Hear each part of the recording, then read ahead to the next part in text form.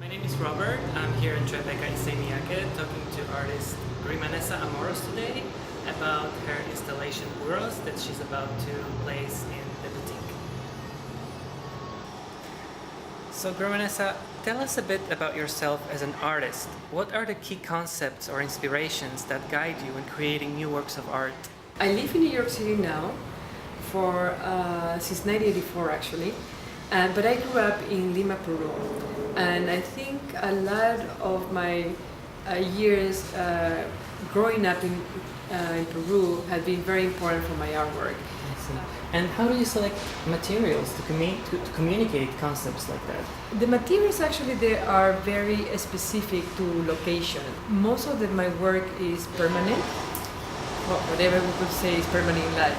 I do location visits and I study the light, I study how the viewers move, I study the people that my work will interact, that they're going to be interacting with the piece on a daily basis. What is the significance of the changing lights and colors in your works? Again, I have to go back. Growing up in Peru, I experienced very dramatic sunrise and sunset. The Lake Titicaca, that is in Peru, in Puno, it's very high. The altitude. It makes somehow see the lighting in a different way. So the sunrise and the sunset are just very hard to explain, and I try to transmit that through the light in my latest work. And we know that you create a lot of site-specific installations. How important to you is the relationship between your artworks and the environment you place them in? Extremely important. I have one of the main things that I always talk about is the respect that I have for the viewer. Yes, the artist in general is going to be putting, the essence and the type of work that they make, but at the end, for me, it's very important how the viewer, the spectator, is going to react to the piece.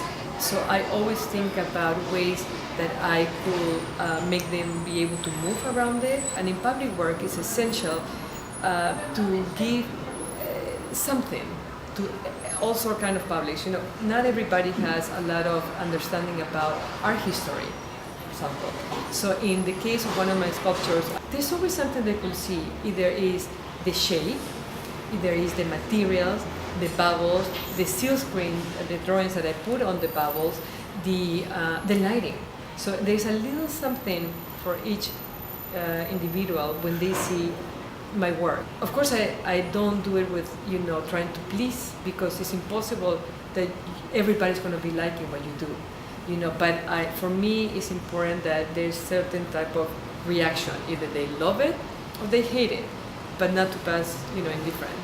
I see, but you always keep the viewers in mind, so it's not, the reaction is not a secondary motivation to you when you create your work? No, I give part of myself, and yes, it's extremely important for me.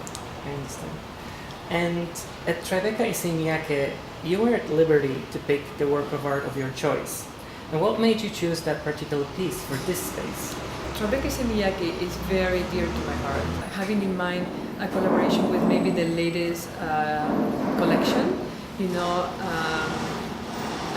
I don't want to give the secret out about the colors, but I have that in mind, and I think that this piece is called Uros, and is the essence of all my work for this year have come out. In the case, for example, Times Square and the Armory was Uros House. There's a piece now at the Venice Biennale called Uros Island. This piece is going to be traveling to the World Museum in Rotterdam. Then it's going to be going to the Taiwan Museum, and it's going to finish at the Beijing Contemporary Art Museum in 2013. So this piece is very dear to me. I see. So we are very lucky to have the essence of Uros series, basically, at Tribeca Issey Miyake. Correct, yes. Thank you so much for that. I appreciate it. Thank you very much for the opportunity.